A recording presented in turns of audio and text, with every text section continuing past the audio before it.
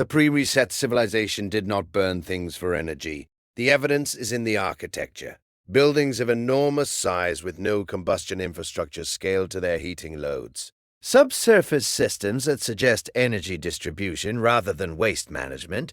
Materials chosen for properties the official history of those materials doesn't fully account for. A civilization that doesn't burn things for energy doesn't produce industrial pollution. It doesn't reorganize its cities around fuel logistics. It doesn't develop an economy of energy scarcity. Everything downstream of that single fact leads somewhere entirely different from where we are. This is the investigation I have been building toward, not the documentation of what was lost, though that documentation is necessary, is the foundation of everything that follows, but the imaginative reconstruction of what was not lost, of the world that would have continued developing if the reset had not intervened. Of the civilization that we are the descendants of, in the biological sense, if not the cultural one, and whose trajectory, if continued, would have produced a world that I want to try to describe. I want to be honest about the nature of this exercise before I begin. It is speculative. It is necessarily incomplete. The evidence from which I am extrapolating is itself fragmentary. The architectural remnants, the cartographic traces, the numismatic anomalies, the documentary fragments that have survived the erasure.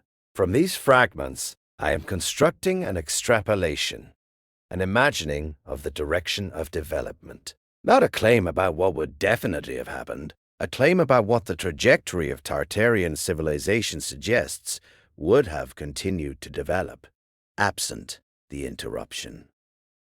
Let me begin with the energy question, because everything else follows from energy. The pre-reset civilization operated an energy system that did not require combustion. The evidence for this is in the architectural record. The absence of combustion infrastructure in buildings whose size would have required enormous fuel consumption, if heated by combustion. The presence of unexplained subsurface systems whose function suggests energy distribution rather than waste management. The specific material choices in the construction of certain pre-reset buildings whose properties are consistent with electromagnetic or resonant energy applications. The energy system was real. It was distributed. And it was, by every indication the evidence provides, not based on burning things. An energy civilization that does not burn things does not produce the atmospheric consequences of combustion. No coal smoke, no industrial soot, no accumulation of combustion byproducts in the atmosphere. The Industrial Revolution's signature contribution to the Earth's atmospheric chemistry, the progressive loading of combustion byproducts that has been accumulating since the mid-19th century, would not exist. The atmospheric conditions of the 21st century, in a world where the Tartarian energy system had continued to develop, rather than being replaced by combustion, would be those of the pre-industrial atmosphere, not as a nostalgic regression to pre-modern conditions, but as the baseline from which a continuing technological development would have proceeded. A technological development that did not pass through the combustion phase at all, because the energy source it had developed did not require combustion. What would a 21st century city powered by the Tartarian energy system look like? Not a medieval city with modern communications. Not a pre-industrial settlement with contemporary social organization. Something that the official history of technological development gives us no vocabulary for, because our vocabulary for technological progress is organized around the succession of energy technologies. Wood to coal, coal to oil, oil to gas, gas and oil to nuclear and renewable. We understand technological progress as a sequence of energy transitions. The Tartarian trajectory represents a different sequence entirely. One that skipped the combustion phase and developed the non-combustion potential of electromagnetic and resonant energy in directions we cannot precisely trace because the development was interrupted. What we can say is that the cities of a non-reset world would not have been organized around the requirements of combustion-based industry. Industrial cities are organized as they are, dense, dirty, organized around the logistical requirements of moving fuel and managing waste, because combustion-based industry has specific spatial requirements. A non-combustion energy city has different spatial requirements. Its energy distribution is electromagnetic rather than physical. It does not require pipelines or wires or fuel depots. Its production facilities, whatever their form, do not produce the waste streams that industrial facilities produce. Its spatial organization is freed from the logistical constraints of combustion and is organized around different principles. The principles visible in the pre-reset cities themselves.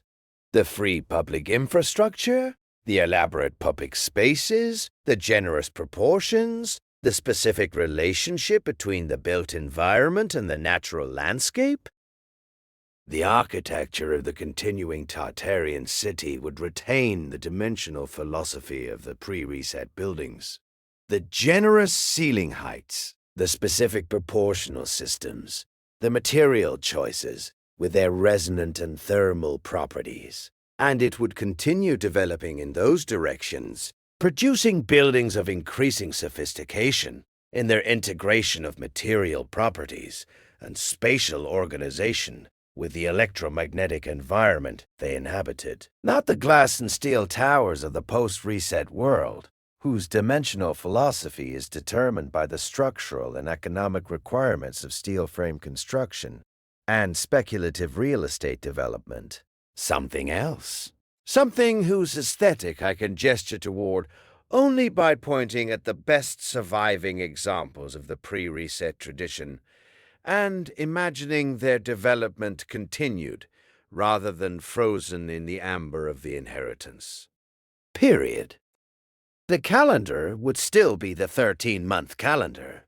The population of the non-reset world would still organize its time around the actual cycle of the moon, because the 13-month system would never have been replaced by the Gregorian alternative. The administrative system would not have needed to sever the population's relationship with the lunar cycle, because the administrative system would not have needed to produce the kind of scheduled, synchronized industrial workforce that the post-reset world required. The time system would be oriented to the sky, to the actual celestial bodies whose cycles governed the agricultural and biological rhythms of the population, rather than to the Greenwich meridian and the standardized hour. The population's relationship with time would be one of orientation rather than obligation, knowing where you were in the natural cycle of the year, rather than checking what the institutional clock required of you. The economic system would not be based on debt. The currency, whatever form it took, would represent value rather than obligation. The public infrastructure, water, heat, light, the basic conditions of urban life, would be universally available at no point-of-use cost, because the energy system that powered the infrastructure did not require the commodity pricing that combustion-based energy demands. The population would not be economically obligated to the institutions that provided the basic conditions of life. The economic relationship between the individual and the institution would be fundamentally different from the relationship that the debt-based economy produces. Less managed, less dependent, less organized around the perpetual servicing of obligations that the current system requires. What would the political organization of the non-reset world look like? This is where my extrapolation becomes most speculative, because I have the least direct evidence about the political structures of the pre-reset civilization. What I have is negative evidence, the absence, in the pre-reset architecture and infrastructure, of the specific physical signatures of coercive, centralized authority. The massive security infrastructure, the prison systems, the military-industrial complexes, the population surveillance systems that the post-reset administrative state developed. The pre-reset cities, whatever their political organization, did not invest at the scale that the post-reset states invested in the physical infrastructure of coercion. The surplus that in the post-reset world went to military and surveillance and incarceration appears, in the pre-reset city, to have gone to public infrastructure, to the fountains, to the baths, to the public spaces, to the buildings whose architectural ambition expressed not the power of the state over the population, but some different relationship between the built environment and the people who inhabited it.